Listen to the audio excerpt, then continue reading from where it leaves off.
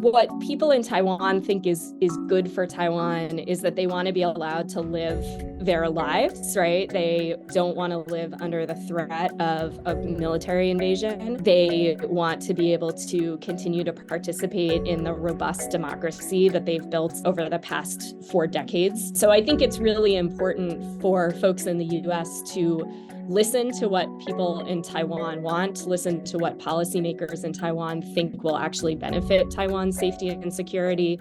Why is Taiwan such a vital area in U.S.-China relations? Yeah, it's a really important question. So first of all, I think the U.S.'s economy and our security are really deeply connected to Taiwan. Taiwan is an important trade partner for most U.S. states. The U.S. economy is very reliant on semiconductors from Taiwan. So everything from our cell phones to the airplanes that we fly in, 90% of the most advanced semiconductors are produced in Taiwan. And so economically, we really are very dependent on that relationship. And if China were to invade Taiwan, I think that would have dramatic economic effects for Americans. It would be devastating in terms of the human cost for China and for Taiwan, and it would make Americans less safe in the world as a whole. I think it's become a really important kind of flashpoint in the U.S.-China relationship for a couple of reasons. One is that the U.S. does not really accept China's interpretation of the status of Taiwan. So the Chinese government sees Taiwan as territory that is a part, belongs to China and should be sort of incorporated into China as essentially a province. And that's something that they have said they would like to do it peacefully, maybe, but they won't renounce the possibility of using force to sort of force Taiwan to become a part of China. And the US's position is that the status of Taiwan is undetermined and has to be decided via peaceful means. And so those two positions, I think, are in some ways quite fundamentally irreconcilable. And as the areas for cooperation in the U.S.-China relationship have really declined, as that relationship has become much more kind of fractious and contentious over the last 5 to 10 years, there's really not too much in the way of positive cooperation or engagement happening between the U.S. and China. And so these areas of conflict, I think, have become much more central to the way that each country is viewing the other. What is the U.S. perspective on Taiwan's future? Right. So the U.S. position is, this is an issue for the people of China and Taiwan to resolve. And so if there was agreement on both sides of the strait that Taiwan should become a part of China, that's a position that the U.S. does not oppose.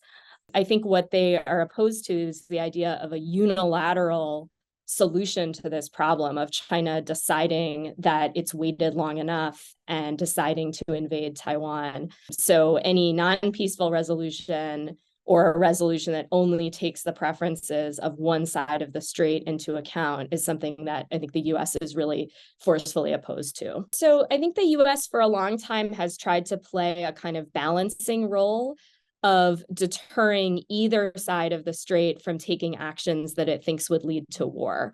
And the Chinese government has been very clear that it views a declaration of Taiwan independence as a kind of red line, that if Taiwan were to declare independence, China would respond by invading.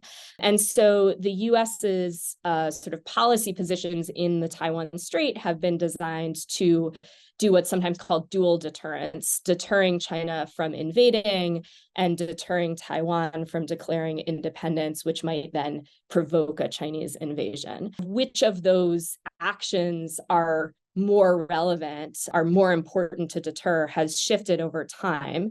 And I think right now, as we've seen a real rise in Chinese military aggression around Taiwan, there's more concern about the possibility of a Chinese invasion than there is about a declaration of Taiwan independence. It's been almost 20 years since a Taiwanese president or a serious presidential candidate has openly advocated for Taiwan independence. And it's not what most voters in Taiwan want. They want the status quo because they know that declaring independence would invite an invasion by China. How is more U.S. monetary and political support for Taiwan received by China and Taiwan, respectively? So I think, on the whole, people in Taiwan are enthusiastic about U.S. support. They see U.S. support as essential for ensuring their ability to just live the lives that they want to live. They didn't choose to, exist next to a neighbor that they see as sort of constantly engaging in military aggression toward them. And they think that U.S. support is the main thing that will deter China from invading. And so on the Taiwanese side, on the whole, I think people feel quite positively toward U.S. expressions of support for Taiwan. Nancy Pelosi's visit to Taiwan was, on the whole, received quite positively in Taiwan. At the same time, Taiwan is a robust democracy, and there is a real debate over this issue that is kind of playing out in the media and at the ballot box in some cases, or in electoral campaigns. And, there are some people who worry that relying too heavily on U.S. support will draw Taiwan into a U.S. China conflict, will make Taiwan more likely to be a kind of pawn in that conflict, and will ultimately make Taiwan less safe. And this is a message that, is consistent with some of the messaging from Chinese media. And so it's being kind of amplified by Chinese media. And there's also some evidence that Chinese disinformation campaigns are trying to kind of amplify this message of doubting American support and, worrying that perhaps being too closely tied to America will ultimately be dangerous for Taiwan. So in some ways, that's the downside of having a very open society, is that sometimes there's more room for those kinds of disinformation messages to gain traction and become a real part of the political discourse. But it is definitely something that we're seeing in a conversation, and I think we'll see more and more of. I think the US's position on Taiwan, its sort of stated policies, have been pretty consistent since the normalization of U.S.-China relations in 1979. So the U.S. doesn't have a formal diplomatic relationship with Taiwan, but it does have kind of robust informal ties. And what officials from the U.S. government will say is that policy has not changed, and there's a lot of sort of room for flexibility in the articulation of those policies about what unofficial ties with Taiwan mean. At some points, those unofficial ties have been stronger. At some points, they've been weaker. At this current point in time, they're relatively strong. But fundamentally, the U.S. is not moving toward a position of recognizing Taiwan as an independent country and is not violating the terms of the normalization of the U.S.-China relationship.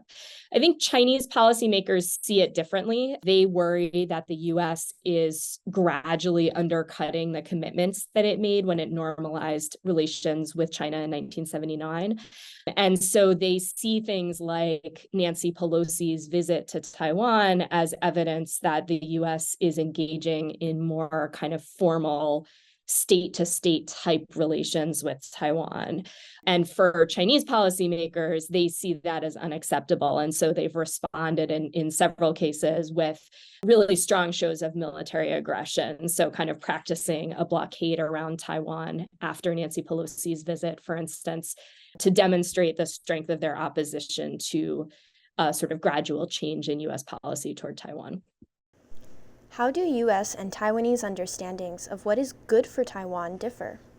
Yeah, I mean, basically, I think, what people in Taiwan think is good for Taiwan is that they want to be allowed to live their lives, right? They don't want to live under the threat of a military invasion. They want to be able to continue to participate in the robust democracy that they've built over the past 4 decades. And so, that I think is what we see when people are not going out and, for instance, trying to push strongly for a formal declaration of Taiwan independence. They recognize that that would come at a cost, and they don't want to pay that cost, right? So they're willing to, sort of perhaps limit their political choices, right? Or not vote in ways that fully reflect, a desire for Taiwan to be seen as a country like any other country in the world, because the thing they want most is just to sort of be able to live in peace in the society that they've built. I think that on the US side, there are some politicians who are really eager to express their support for Taiwan through visits to Taiwan, through pieces of pro-Taiwan legislation in Congress. And, some of those I think are really helpful, and others perhaps do more damage than is intended, right? Sometimes they might provoke an aggressive reaction from China in a way that isn't necessarily good for Taiwan, and perhaps does make people in Taiwan less safe, less likely to be able to kind of live their lives. So I think it's really important for folks in the US to listen to what people in Taiwan want, listen to what policymakers in Taiwan think will actually benefit Taiwan's safety and security, rather than sort of using Taiwan as a tool for playing politics and perhaps earning points in the US electoral context, where they're using Taiwan as a way to show how anti-China they are.